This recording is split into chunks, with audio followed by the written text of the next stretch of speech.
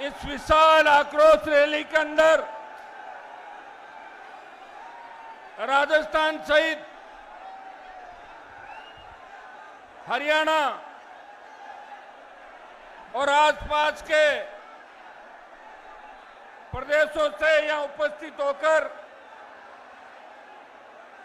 इस देश की मोदी सरकार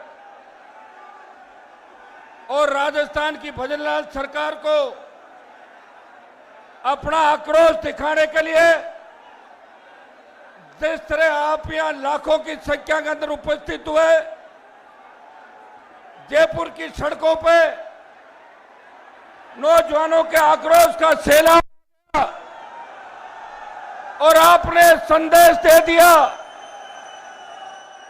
कि तापमान चाहे 48 डिग्री हो, चाहे 47 हो और चाहे 50 हो, राजस्थान के नौजवान अब अपना हक और अधिकार लेने के लिए सरकार के अंदर घुसेंगे, सरकारी तंत्र पे कब्जा करेंगे और इस तरह भारतीय जनता पार्टी और कांग्रेस जो लगातार 70 साल से इस राजस्थान के नौजवानों को लूट रही है, जिस तरह राजस्थान अपराधियों का अड्डा बन गया, जिस तरह अपराध में, महिला अत्याचार में राजस्थान 1 नंबर पे आ गया, जिस तरह नकल, पेपर माफिया, बजरी भू माफिया, बजरी माफिया, पर्यटन माफिया, शराब माफिया इस राजस्थान में समानांतर सरकारें चला रहे। अब राजस्थान का नौजवान इन सब को उखाड़ के फेंकने के मूड के अंदर इस जयपुर की धरती पे आज अपना आक्रोश व्यक्त करने के लिए आया है।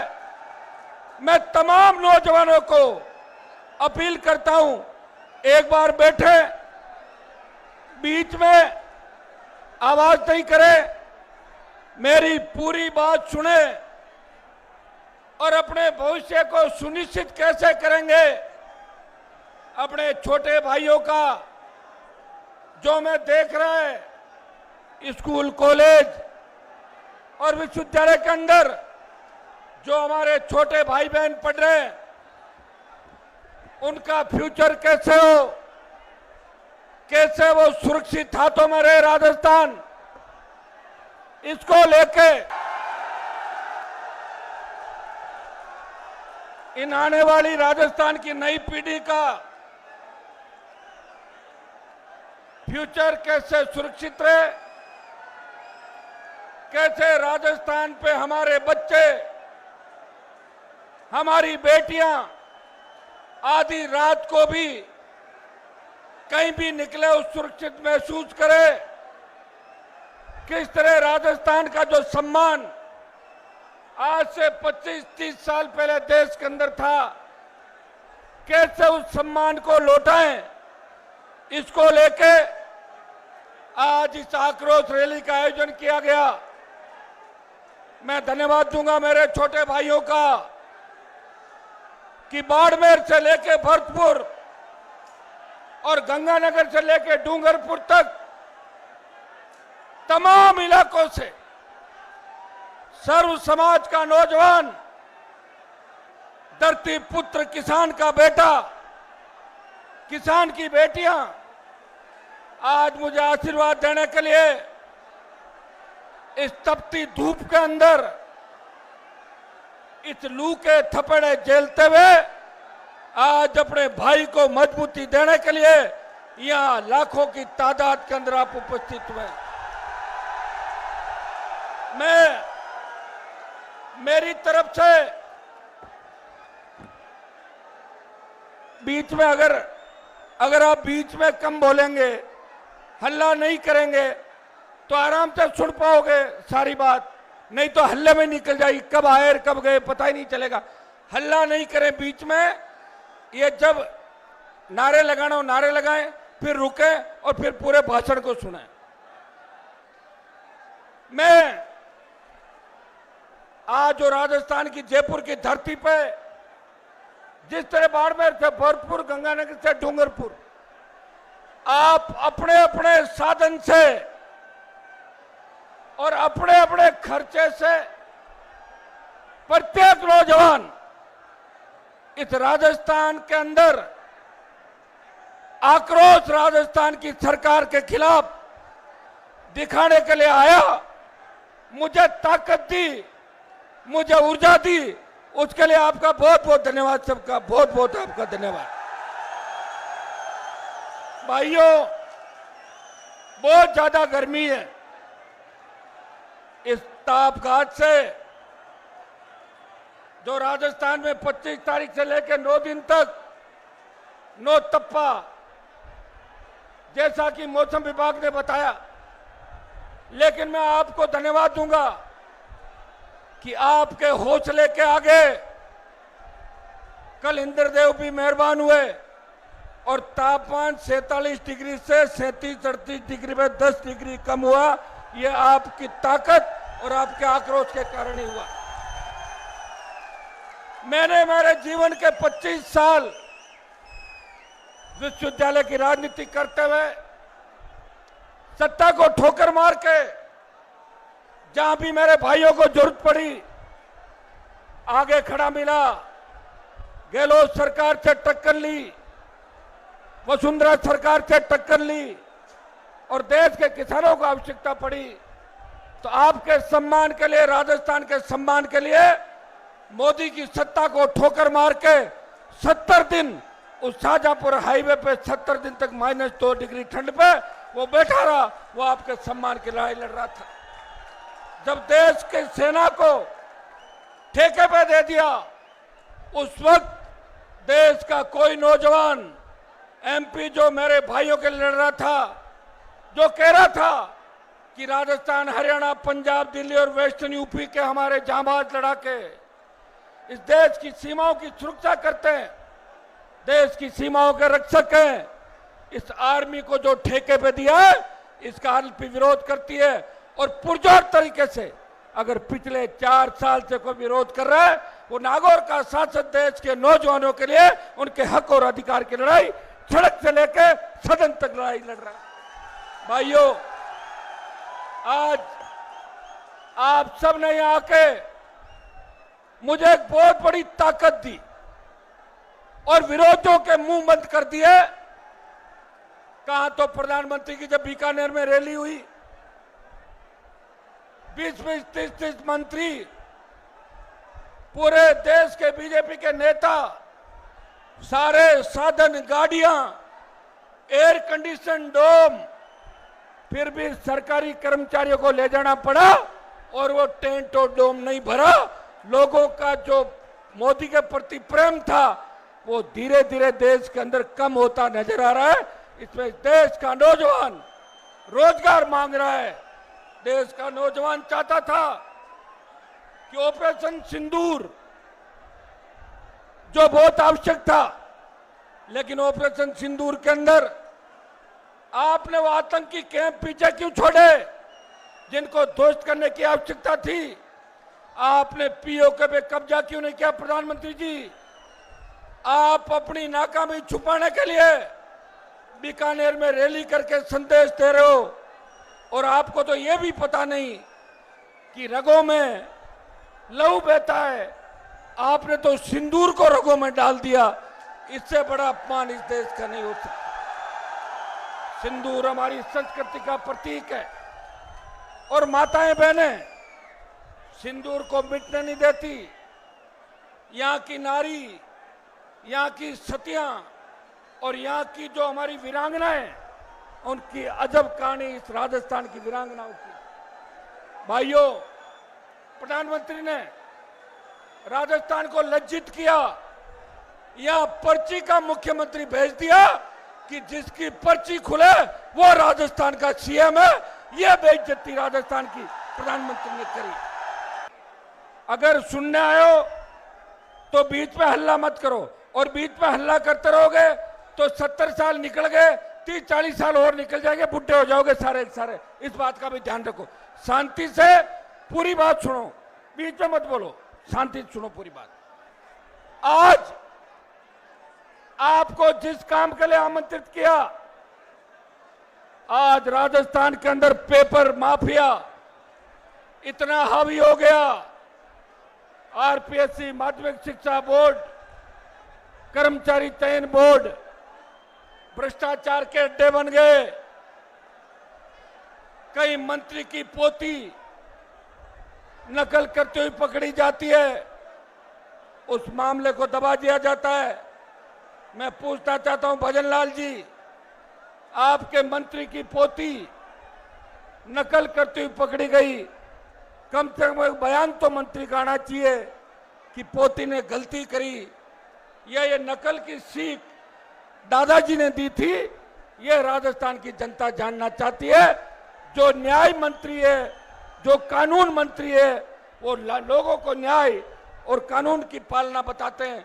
उनके घर के अंदर अगर इस तरह संस्कार दिए जाएंगे तो राजस्थान का भविष्य क्या होगा, ये राजस्थान का जवान आपसे जानना चाहता है। भाइयों, एसआई भर्ती के अंदर जो घोटाला हुआ, भारतीय जनता पार्टी के तमाम नेताओं ने सड़कों पे बात कही कि हम अगर सत्ता के अंदर आए, एसआई भर्ती को रद्द करेंगे, सीबीआई जांच कराएंगे, आरपीएससी का पुनर्गठन कराएंगे, पीटीआई से लेके तमाम उन भर्तियों का जिनके पेपर लीक हुए, हम आयोग बिठा के रीट लेवल फर्स्ट उसकी सीबीआई जांच कराएंगे और बड़े मगरमच्छों को पकड़ के सलाखों के पीछे डालेंगे। ये बात करके बीजेपी के लोग राजस्थान के जवानों को बरगला के बेखा के सत्ता के अंदर आ गए और 1.5 साल तक एसओजी लगातार धरपकड़ करती रही। 55 से लगभग थानेदार पकड़े गए और 200 राडार पे और 103 लोगों की गिरफ्तारी हो गई। आरपीएससी के 2 मेंबर जेल के अंदर है। किसी भी चेयरमैन से पूछताछ नहीं हुई। मैं पूछना चाहता हूं भजन लाल जी,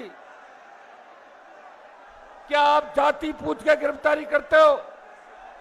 क्या वो शेड्यूल ट्राइब के मेंबर हैं, वो ओबीसी के मेंबर हैं, इसलिए जेल के अंदर है? आपने संजय सोत्रे से पूछताछ क्यों नहीं करी? आपने शिव सिंह राठौर से पूछताछ क्यों नहीं करी? आपने दीपक उप्रेती से पूछताछ क्यों नहीं करी? आपने शिव सिंह, भूपेंद्र यादव, इन तमाम लोगों को छोड़ क्यों दिया? आपकी सरकार पे उंगली उठ रही है कि आप घोर जातिवादी है। ये देश का नौजवान और देश के तमाम लोग कह रहे हैं। ये जो आगे की पंक्ति में खड़े, ये बैठो, नीचे बैठो, एक बार सारे नीचे बैठ जाओ। ये बैठो बच्चों, नीचे बैठो, सारे नीचे बैठ जाओ।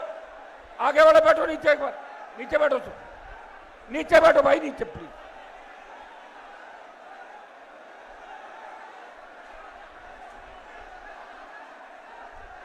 आज की जो सभा है, बैठिए नीचे। ये लड़ाई आपके लिए लड़ रहा हूं मैं, ये मेरी लड़ाई नहीं है। मुझे मेरे लिए लड़ना होता तो 2003 में मंत्री बन जाता। बैठिए प्लीज, बैठ जाइए सारे सारे, बैठो एक बार प्लीज, बैठो नीचे बैठो। ये कोई साधारण जनसभा नहीं है।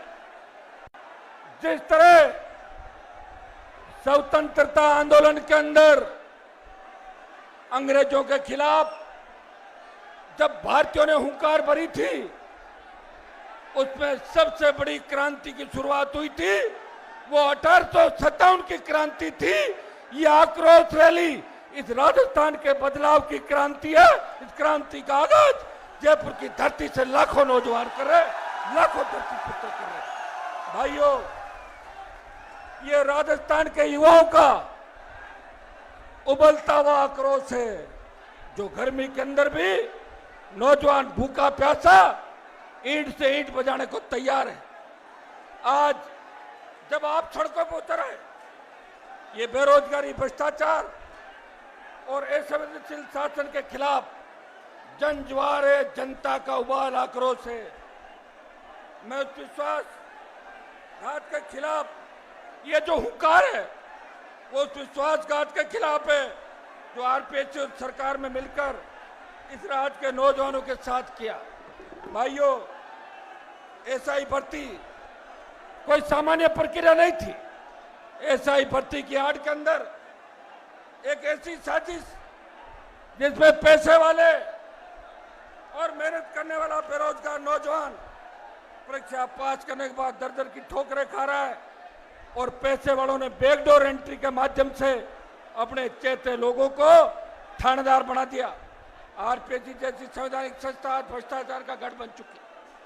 पेपर लीक, ओएमआर सीट की अदला बदली, नॉर्मलाइजेशन से मेरिट का मजाक और सबसे चिंताजनक भजनलाल सरकार की चुप्पी कि भजनलाल चुप है, चाहे जोगाराम की पोती पकड़ी जाए, चाहे दूसरा कुछ करे।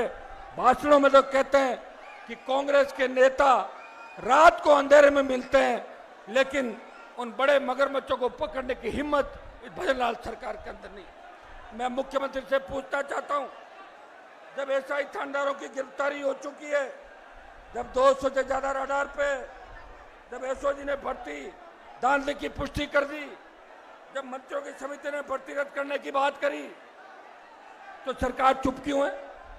आरपीएच के सभी सदस्य सेवारत योग्य और ईमानदार अधिकारी होने चाहिए।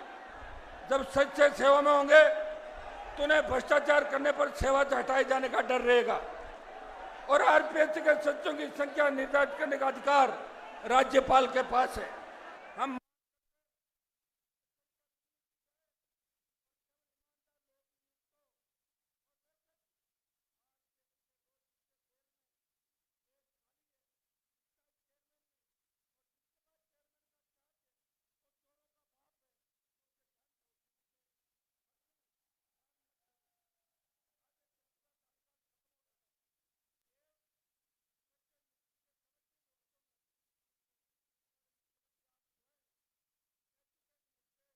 गलती हो गई, तब ऐसे में इस संस्था से निष्पक्षता की क्या उम्मीद की जाए? ऐसे में सरकार को आरपीएच के पुनर्गठन में क्या परेशानी है? जल्द से जल्द इसका पुनर्गठन करे।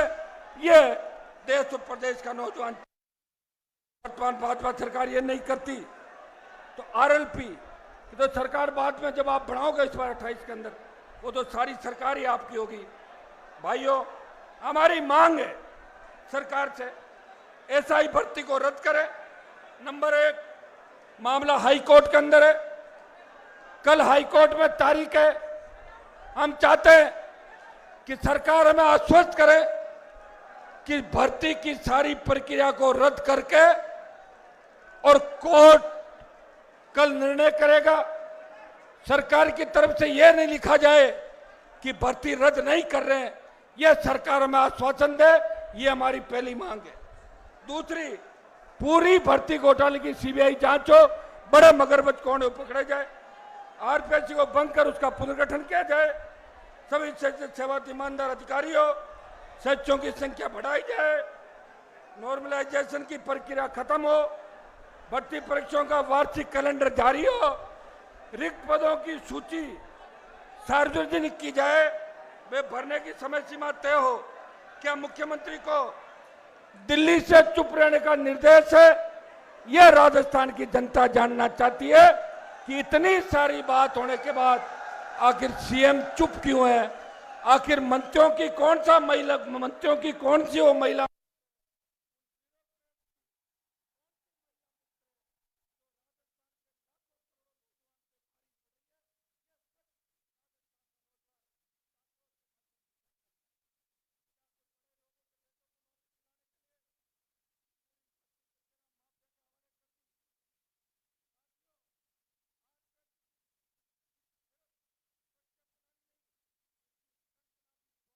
में भारतीय संविधान का अनुच्छेद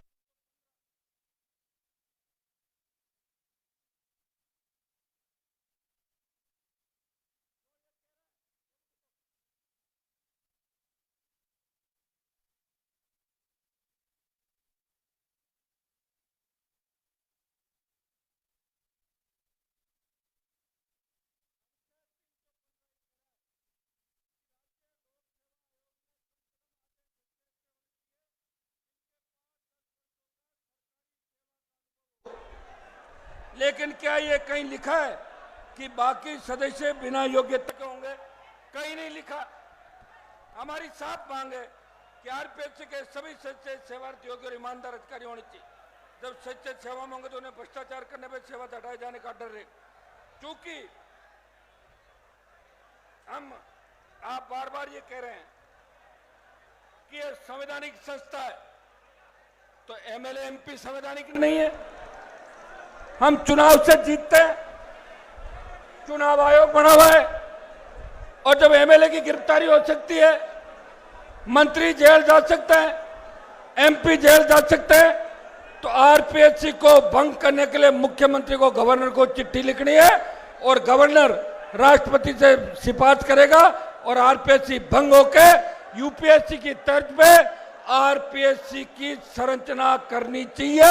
ये पुरजोर तरीके से इस राजस्थान के प्रत्येक जवान की मांग है। और हम ये भी मांग करते हैं कि मोदी जी ने कई जगह ये कहा कि हम इंटरव्यू खत्म कर रहे हैं।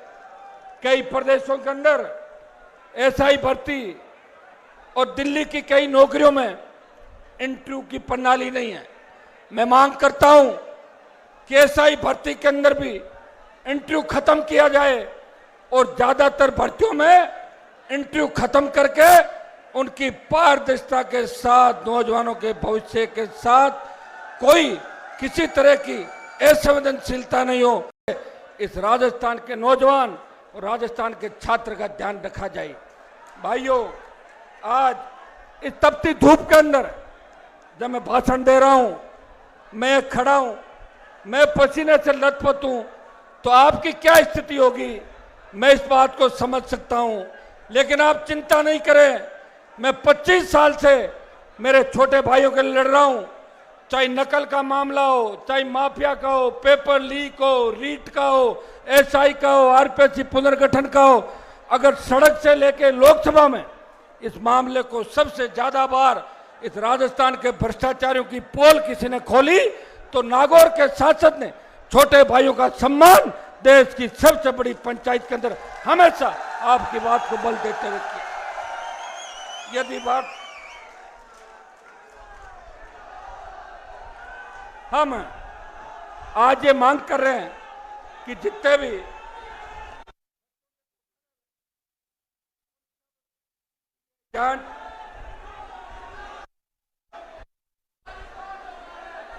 एक सबसे बड़ी दिक्कत है कि सरकार बजट में घोषणा करती है कि 1 लाख जवानों को रोजगार देंगे, 4 लाख को रोजगार देंगे, लेकिन वो रोजगार किस में देंगे? नरेगा में देंगे या सरकारी पद भरेंगे? इसके बारे में कोई क्लियर नहीं।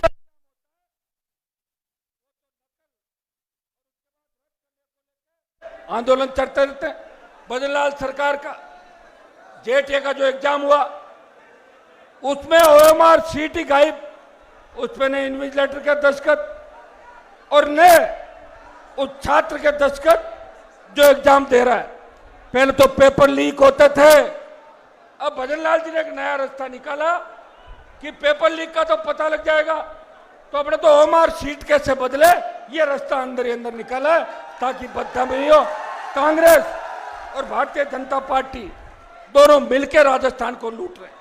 ये कह रहे हैं कि हमें सबूत दो, तो मैंने 2018 की कई कॉपियां सार्वजनिक करी, 2021 की कई कॉपियां सार्वजनिक करी। एक में आरपीएससी ने अपनी चूक मानी। क्या चूक मानने से आप माफ कर दोगे?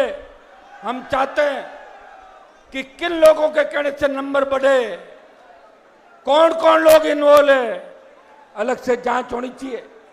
एसओजी कहती है कि 500 से ज्यादा फर्जी थानेदार है, तो कमरा कौन सा एसओजी के अंदर सेटलमेंट का, जिसमें बैठ के 3 के साथ 1 फ्री या 2 के साथ 1 फ्री, 2 लाओ 3 लाओ, 1 को वापस ले जाओ, 2 को जमा करा दो, 1 करोड़ तक ये मामला चला एसओजी।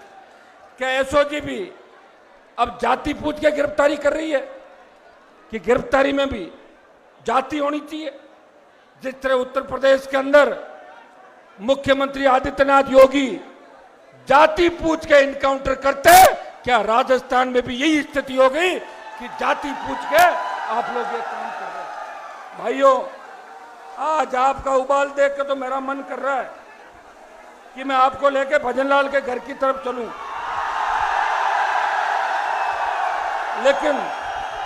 लेकिन भजनलाल आज या है नहीं, दिल्ली गया हुआ भजनलाल।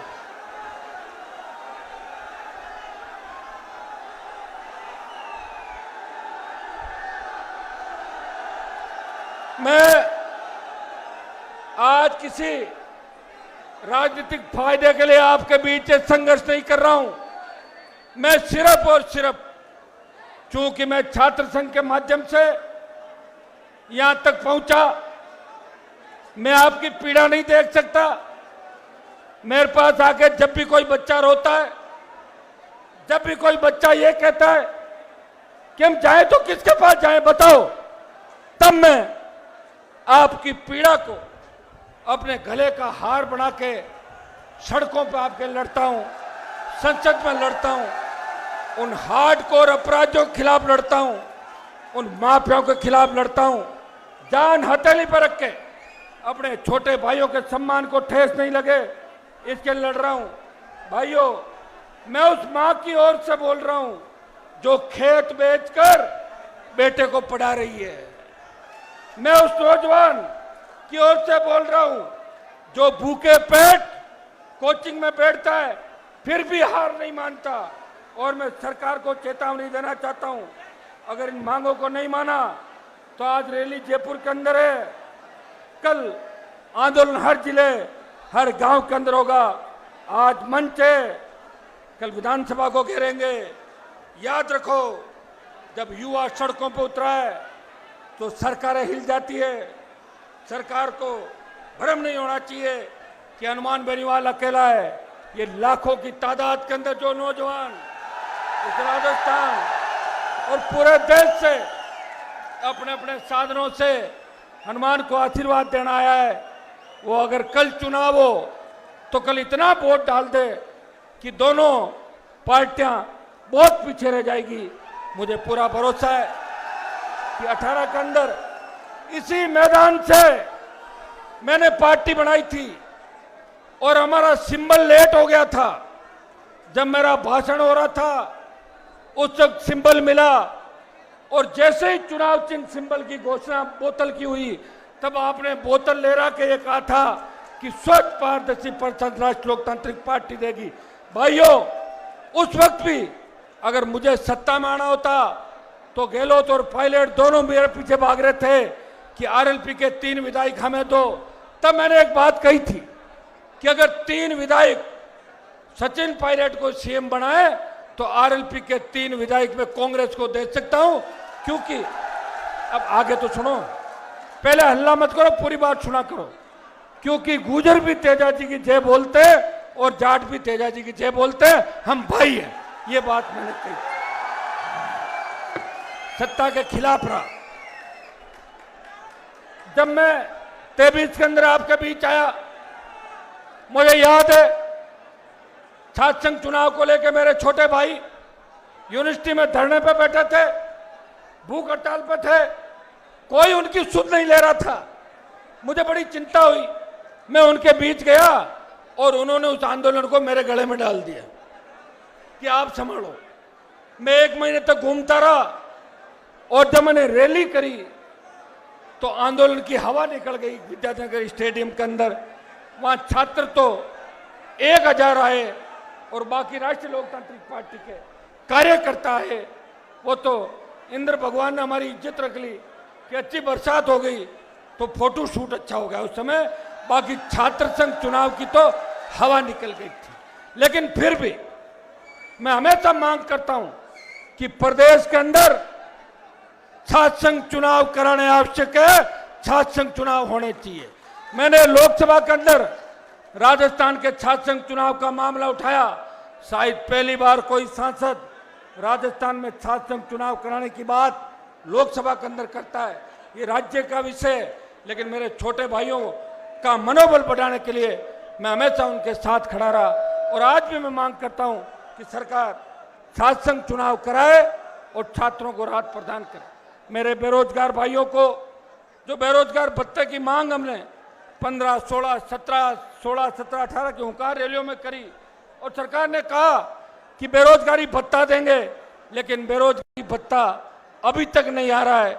ये दुर्भाग्य है। मैं पुनः मांग करता हूं कि प्रत्येक ग्रेजुएट को, प्रत्येक पोस्ट ग्रेजुएट को बेरोजगारी भत्ते के आदेश भजन सरकार को और मोदी सरकार को करने चाहिए। मैं दूसरी मांग करता हूं कि जो 4 लाख खाली पद इस प्रदेश के अंदर है, वो एक साथ 4 लाख खाली पद भरे, कैलेंडर जारी करे और जितने भी संविदा के अंदर हमारे छोटे भाई बहन हैं जो 500 रुपए, 600 रुपए, 400 रुपए रोज में नौकरी कर रहे हैं और 15-15, 20-20 साल हो गए नौकरी करते हुए, उन तमाम भाइयों की, बहनों की बातों को गंभीरता से लेते हुए उन सबको नियमित किया जाए। जो जो आंदोलित है उन संविदा कर्मियों को नियमित करने का आदेश भजनलाल सरकार जारी करे। भाइयों, आज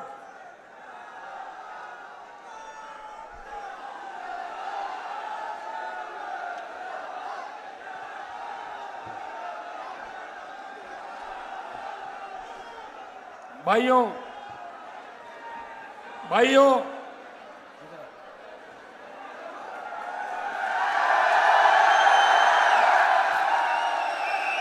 आराम से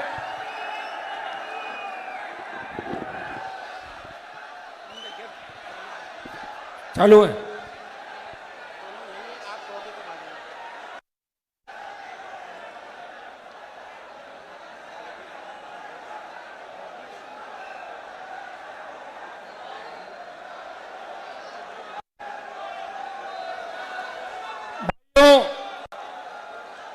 आज आपने जो मुझे ताकत दी है,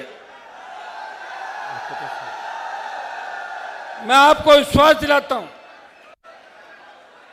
कि आने वाले दिनों के अंदर इस राजस्थान के जितने भी जिला मुख्यालय, जितने भी जिले, वहां मैं इसकी तारीख का ऐलान भी कर दूंगा।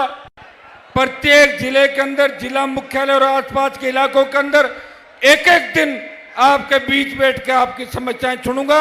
वो तारीख भी घोषणा मैं जल्दी करूंगा और आपको इस बात का धन्यवाद, प्रत्येक जिले के नौजवानों को धन्यवाद देने मैं प्रत्येक जिले के अंदर आऊंगा और आप सब छोटे भाइयों को धन्यवाद दूंगा कि आपने मुझे आशीर्वाद दिया और इस आक्रोश के माध्यम से आपने भजनलाल का ब्लड प्रेशर बढ़ा दिया।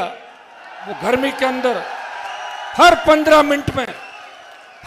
मिनट में पूछ रहे हैं कि कहीं कुछ तो नहीं हो गया, मैं तो घर के बाहर हूं। मुझे लग रहा है कि उन्होंने प्रोग्राम दिल्ली का इसलिए बना लिया पहले से ही कि कुछ नहीं हो जाए, निकल दिल्ली जाके बैठ जाओ।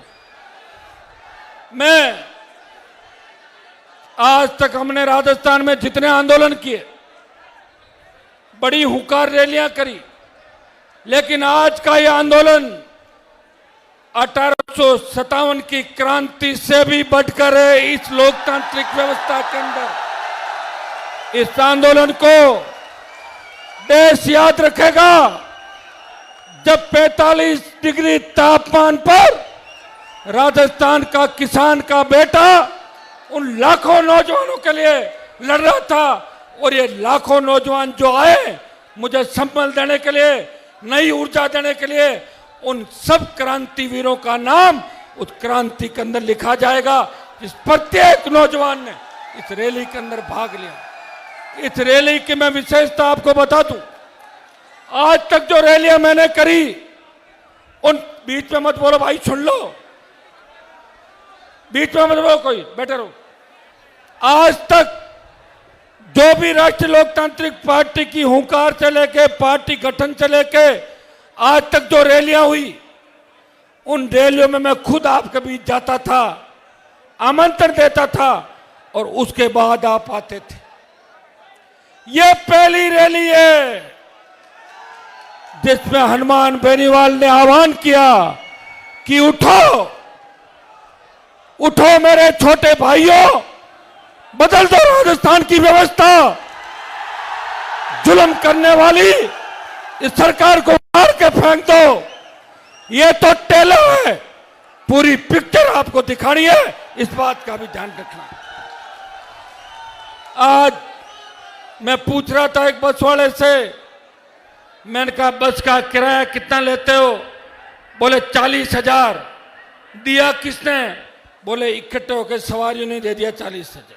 ये कितना बड़ा आंदोलन है कि तेल डलवाने से लेके खाने पीने की व्यवस्था से लेके बसों, गाड़ियां, खुद की पर्सनल गाड़ियां, जिस तरह वॉलंटियर खड़े हैं।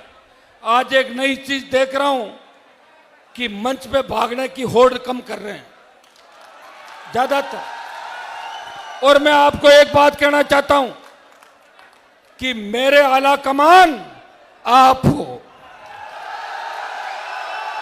मेरे घर के अंदर किसी नेता की फोटो नहीं, किसी के इंदिरा गांधी की मिलेगी, किसी के सोनिया, राहुल, प्रियंका, रोजू का कांग्रेस का जीजाजी उसकी मिलेगी। और भारतीय जनता पार्टी में मोदी, अमित शाह से लेके कोई 150 फोटो मिलती है भारतीय जनता पार्टी के विधायकों के।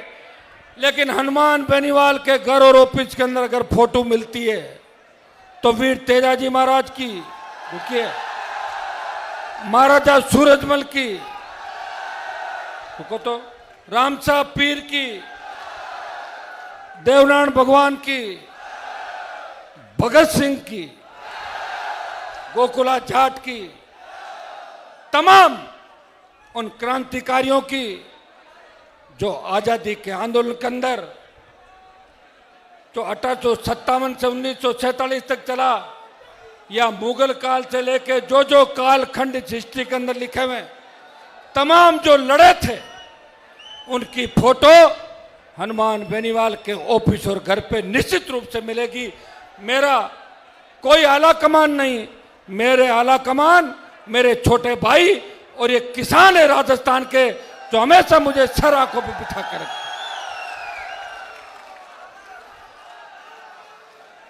आज वैसे मंच तो ठीक है,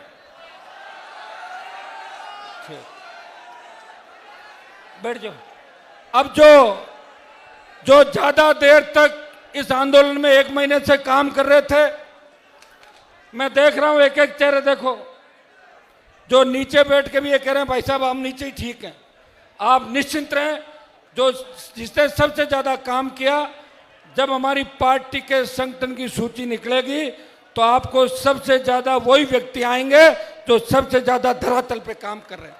और क्योंकि आज ये कोई राजनीतिक रैली नहीं है, ये आपके सम्मान की रैली है। मुझे कुछ नेताओं ने कहा कि कहां रतौनी ऐसा ही भर्ती क्यों खराब हो रहे हो? मुझे कहा धूप से आपका रंग भी काला पड़ जाएगा। मैंने कहा मेरा तो पड़ा हुआ काला आधा तो पहले से, क्योंकि कई नेता यहां इससे नहीं आते, गर्मी बहुत है, बरसात का मौसम आएगा जब आ जाएंगे। और यह 28 का जब चुनाव होगा तो 27 लास्ट से लेकर 28 के बीच वो घूमेंगे यहां मुख्यमंत्री बनने के लिए। कांग्रेस और भारतीय जनता पार्टी ने तो अलग अलग नारा दिया है। कांग्रेस का नारा है खाओ और खाने दो, रुको। और बीजेपी का नारा है खाओ और गुर्राओ। एक सांपनाथ है, दूसरा नागनाथ है। भाइयों, मैं आमंत्रित मैंने किया था बहुत से नेताओं को, मैंने कहा आओ मेरा साथ दो, आओ ना आप, लाखों लोग जहां बैठे, क्यों नहीं आ रहे हो वहां पर? आप तो मामले उठाए थे, उठा के रवाना हो गए, मेरे गले में बांध दिया सारा सारा। और मैं लड़ रहा हूं, यह आंदोलन खत्म नहीं होगा। मैं सिर्फ ये देखना चाहता था कि जिन धरती पुत्रों के मैं लड़ रहा हूं, जिन किसान के बेटे बेटियों के लिए लड़ रहा हूं, आखिर वो मेरी आवाज पे कितनी तादाद में पहुंचते हैं, ये मैं देखना चाहता था राजस्थान के अंदर। और आज मुझे पूरा भरोसा हो गया कि मुझे कितना भी लड़ना पड़े मैं लड़ूंगा, आपको सम्मान दिलाऊंगा, उस राजस्थान को सम्मान दिलाऊंगा जो भ्रष्टाचार और अपराध का कलंक राजस्थान के माथे पे लिखा है। जिस तरह हमारी बहन बेटी अबला नारी की जो चीख पुकार राजस्थान से निकलती है, मैं विश्वास दिलाता हूं उन माफियाओं को छुपने को जगह नहीं होगी, वो बिलों में घुस जाएंगे। ऐसा राजस्थान आने वाले समय के अंदर आपका भाई आपको देगा। आप हिम्मत रखें, हौसला रखें। आपको भी गुस्सा बहुत आता है, मेरे को तो कम आता है गुस्सा। आजकल मैंने कंट्रोल कर लिया बहुत ज़्यादा, क्योंकि आपकी मेरी उम्र में अंतर है। मैं जब कॉलेज में पढ़ता था तब कहता था चलो, यूनिवर्सिटी में आया थोड़ी देर चलो, फिर एमएलए एमपी बना, मुझे आपकी चिंता रहती है लाखों लोगों की। अभी करने को तो मैं तुम्हें कूच कराऊं और सारे जयपुर में रुको एक बार, तो जाओ, रुको, अभी बहुत टाइम पड़ा बाकी, रुक जाओ। आज रुकिए भाई, सुनो मेरी, आज गर्मी ज्यादा है और उस गर्मी में भी आप और गर्माहट ला रहे हो। आक्रोश इसका नाम दिया है, आक्रोश रैली। और इस आक्रोश का परिणाम ये निकला कि भजनलाल जी तो दिल्ली गए जो गए, सारे मंत्री राजधानी छोड़ के भाग गए, पता नहीं किसके घर पे आ जाए। भाई हनुमान जी का कोई भरोसा नहीं, कह दे इधर नहीं इधर ही चलो, निकल पड़ो सारे एक सारे। तो राजधानी नेताओं से खाली हो गई, कोई मिनिस्टर नहीं राजधानी के अंदर। यहां सरकार बात करना चाहती है। कई मेरे साथी सोशल मीडिया पर लिखते हैं, जो मेरे मंच से तैयार होकर भागे थे, रण छोड़ के भागे, दूसरी जगहों पर चले गए, वो लिखते हैं कि हनुमान जी तो राजस्थान के नौजवानों को बरगलाते हैं। आप ये बताओ, मैंने किसी नौजवान से जमीन पे कब्जा करवाया क्या राजस्थान के अंदर? मैंने किसी नौजवान को शराब का काम करने का कहा क्या राजस्थान में? मैंने किसी नौजवान को माफिया, गुंडागर्दी, बदमाशी या मारपीट या दादागिरी की बात कही क्या कभी? अगर बड़े भाई के नाते कमरे में तुम्हें डांट दिया, देखो कमरे में डांट दिया इसका मतलब कम प्यार करता हूं, और सबके सामने डांट दिया मतलब ज्यादा पसंद करता हूं, यह भी ध्यान रखो। इसलिए थोड़ी आदत भी डाल लो कि अभी तक हमें डांटा नहीं मतलब वो नजर में नहीं है, मैं बता दूं आपको। और आज मैं आराम से अच्छे मूड में रहूंगा, आप निश्चिंत रहें। और आप देखोगे कि हनुमान जी आज आपको धन्यवाद दे रहे हैं कि मैं तो तकलीफ यहाँ पा रहा हूँ, 1 महीने से कोई दिक्कत नहीं, 25 साल हो गई, मैं तो एमएलए एमपी भी बन गया, 6 बार जीत गया, 1 बार छोटा भाई जीत गया, पिताजी रह गए। मुझे तो बहुत कुछ दिया मेरे परिवार को, और तमाम उन बड़े लोगों को जो बरगलाते थे उनको घर बिठा के नई लीडरशिप राजस्थान में तैयार की, नए नेता तैयार किए, नए मंच दिए। ये जितने लोग मंच पे बैठे हैं, ये कांग्रेस बीजेपी की रैली के अंदर हमारे इन लोगों का नंबर कभी नहीं आता। जब मैं बीजेपी में था, अटल बिहारी वाजपेयी की रैली थी, तो मैंने कहा मेरा माड़ा में ही नाम डाल दो। बोले आपका नाम नहीं डालेंगे, आप बीजेपी में अभी पद पे नहीं हो। तो मैं अध्यक्ष था यूनिवर्सिटी का, आप समझ रहे हो, 98-99 की बात है भाई। और अटल जी की रैली भी इससे कम ही होती थी, 20,000 लाते थे और 3 लाख लिखते थे अखबार के अंदर। मैं 5 लाख, 3 लाख, 2 लाख, 1 लाख की रैली के अंदर अगर कोई व्यक्ति कहे कि मुझे तो भाषण देना है और मेरे मन में आ गई और मुझे स्वागत करना है, उन सब बच्चों को मौका देता हूं हमेशा, रोज। और कोई रह जाता है तो मेरे बात भी देता हूं। प्रयास करता हूं कि प्रत्येक नौजवान आगे बढ़े, मजबूती मिले, हर समाज आगे बढ़े, सर्व समाज आगे बढ़े।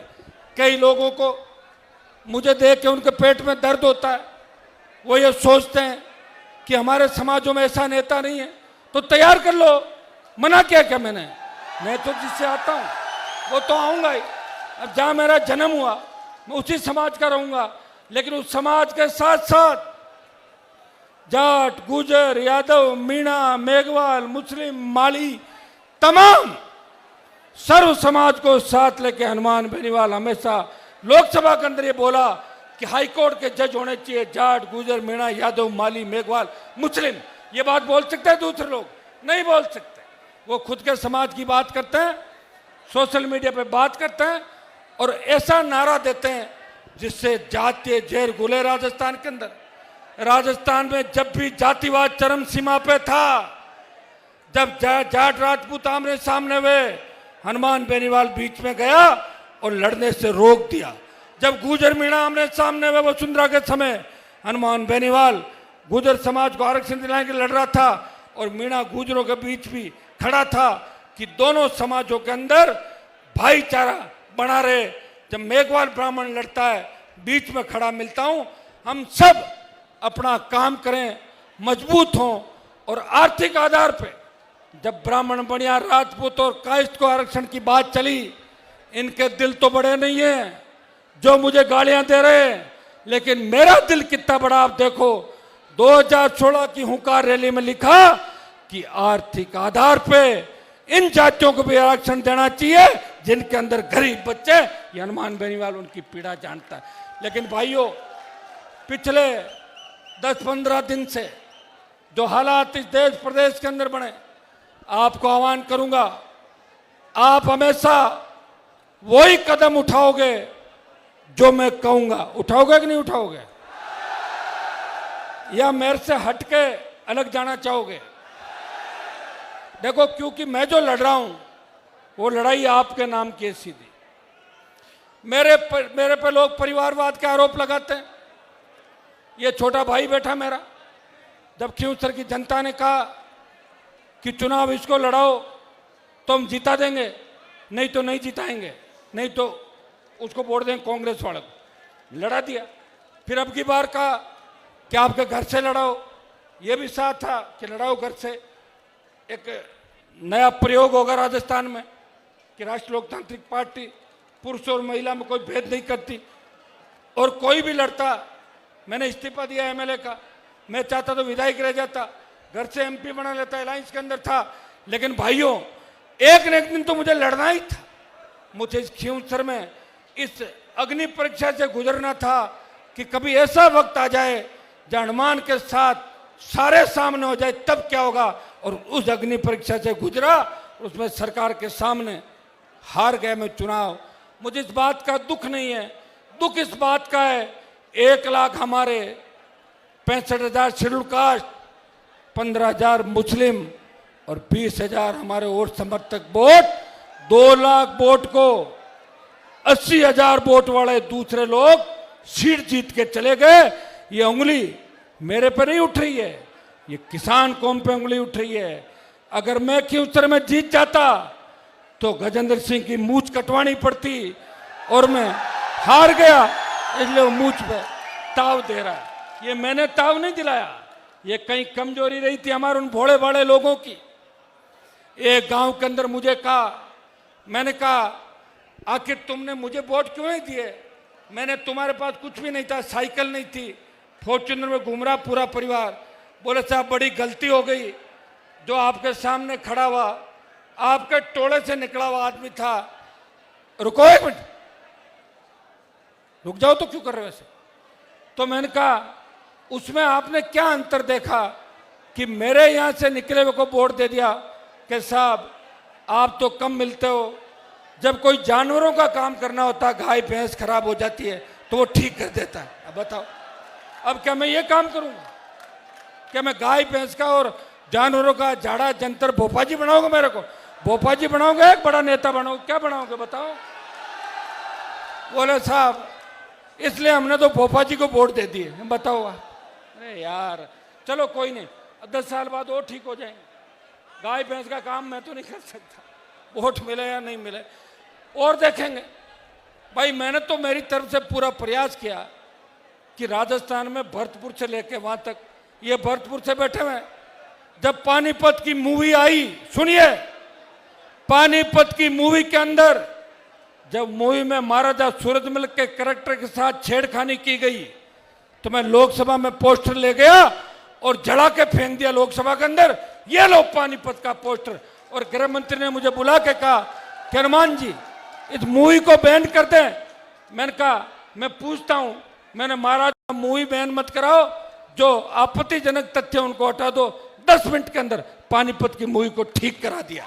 मैं तो जो भी काम हाथ में लेता हूं उसको पूरा करता हूं, आधा कभी नहीं रखता, ये मेरी आदत है और ये काम भी पूरा करूंगा। लेकिन ये काम क्या है? एसआई भर्ती रद्द करवाने का, जिससे वो चोर लुच्चे लफंगे पकड़े जाए, नहीं तो 30 साल तक तुम्हें ठगेंगे, 30 साल तक बंदूक के नोक पे दादागिरी करेंगे। जो फर्जीवाड़े से आए वो किसी का इनकाउंटर भी कर देंगे, उनको पता है कि उनको बचाने वाले उनके बाप दूसरे मिल जाएंगे कोई न कोई।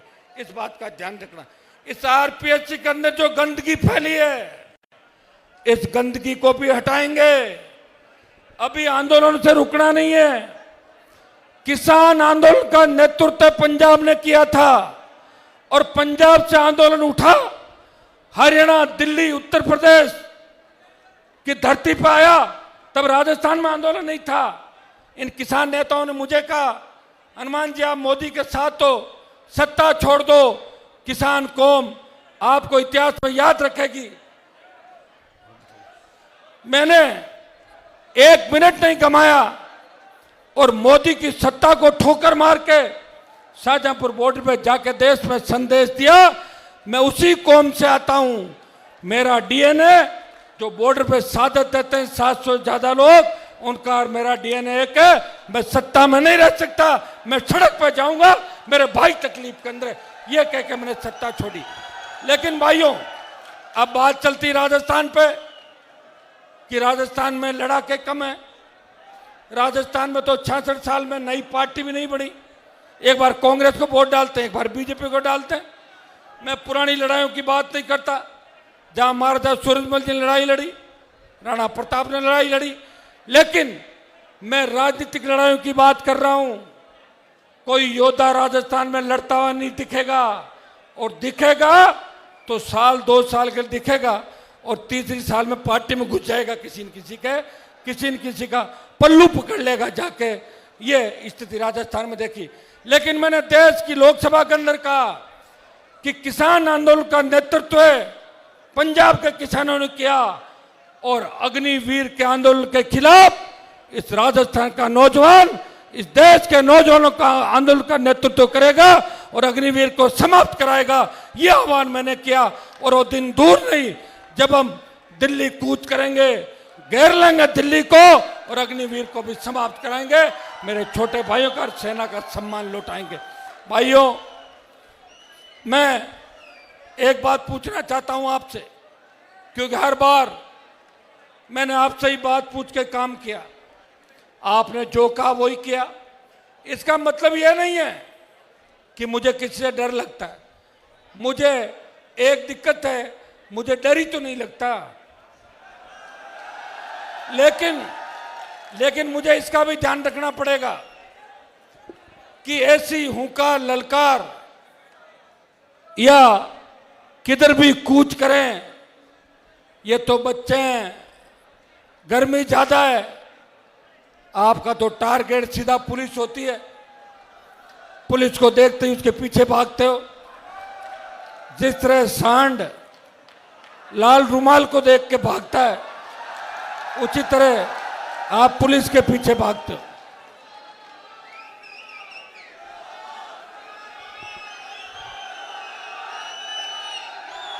मैं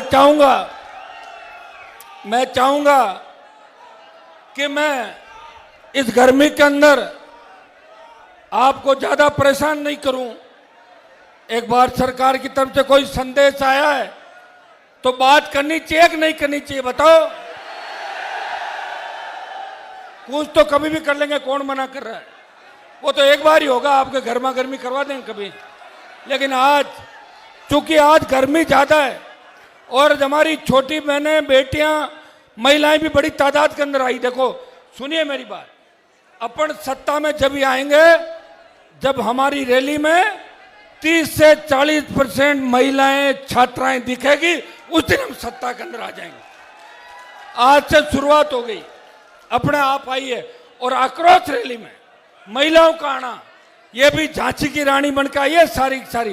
ये छोटे भाई भगत सिंह है, ये झांसी की रानी बन के आई, लड़ेगी इस व्यवस्था से। जो सरकार का संदेश है, सरकार ये कह रही है कि बे एक बार हमसे बात करो।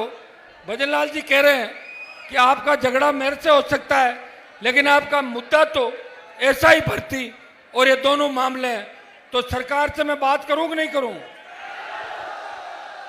बात क्या करूं? मैं तो यहीं बुला लूंगा। हाँ, बुला लें। तो 2-3 लोग जो इनके सरकार के बड़े लोग हैं, जो अपने भी क्या दिक्कत है कि कई बार अपने ही लोग अपने सामने खड़े मिलते हैं, उनका ध्यान अपने को रखना पड़ता है।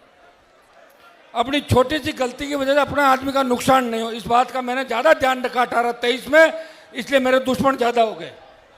अगर मैं किसी को 18 में मार लेता, किसी को 23 में मार लेता, तो वो बयानवीर आज मेरे खिलाफ बयान नहीं देते।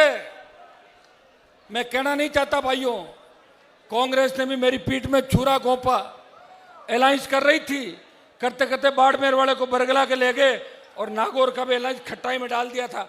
वो तो उनकी मजबूरी थी कि जो कैंडिडेट बीजेपी से लड़ रही थी उससे व्यक्तिगत दुश्मनी थी कांग्रेस के लोगों की, नहीं तो मेरा अलायंस कांग्रेस में भी नहीं होता। मुझे लड़ना पड़ता सड़क पर, और मैं लड़ता तो तुम मुझे हरा देते नागौर में, पक्का लोकसभा के अंदर।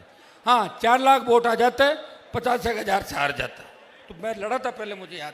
लेकिन अब मुझे पूरा भरोसा है कि खींवसर में हराने के बाद अब कहीं न कहीं आप ये सोच रहे हो कि हमारा तो कोई बचा ही नहीं राजस्थान में, सारे कांग्रेस बीजेपी में चले गए, सारे सत्ता के पीछे भाग गए, एक ही तो लड़ रहा है हमारे लिए 24 घंटे, जो हमारे स्वास्थ्य का ध्यान रखता है, जो हमारी चिंता करता है, जो किसी कोई अगर रोता हुआ आता है उसके आंसू पहुंचता है, वो हंसता हुआ उस घर से जाता है, एक ही व्यक्ति है, इसलिए हमें ताकत देनी है।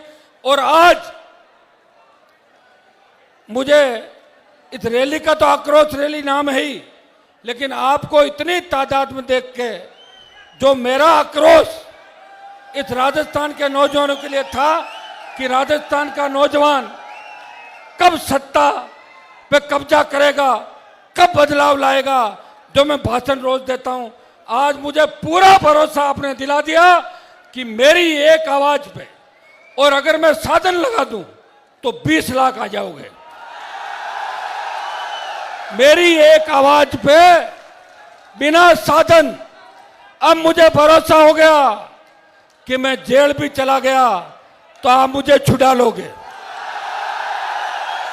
पहले बीच में मेरा भरोसा उठ गया था कि कहीं मैं चला गया तो तुम मुझे भूल नहीं जाओ पीछे से।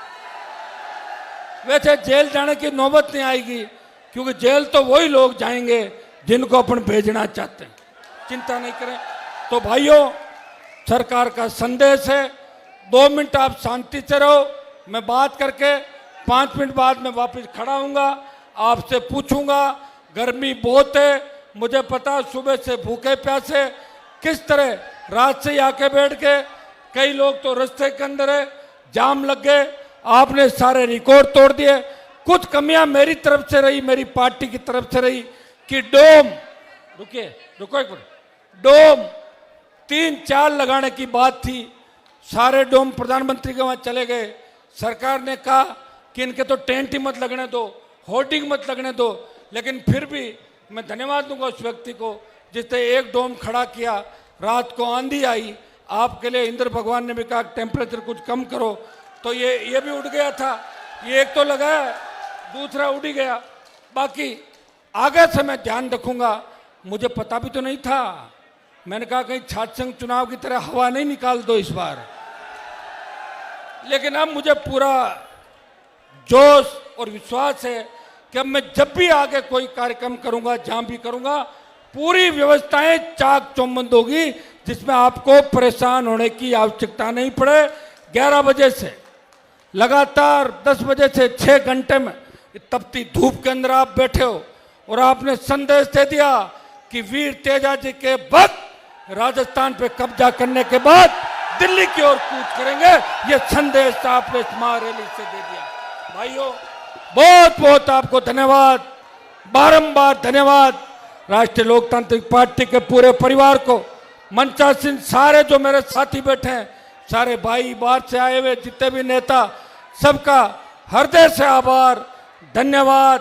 पत्रकारों का, मेरे मीडिया के, इलेक्ट्रॉनिक मीडिया, प्रिंट मीडिया, तमाम छोटे भाइयों का जो यूट्यूब चैनल जितने भी लेके लगातार 1 महीने से हमें मजबूती दे रहे हैं, हमारे सोशल मीडिया के उन योद्धाओं का लगातार हैशटैग चला के, पोस्ट करके, ट्विटर पे, इंस्टा पे, फेसबुक पे मुझे ताकत दे रहे हैं, सबका बारंबार धन्यवाद।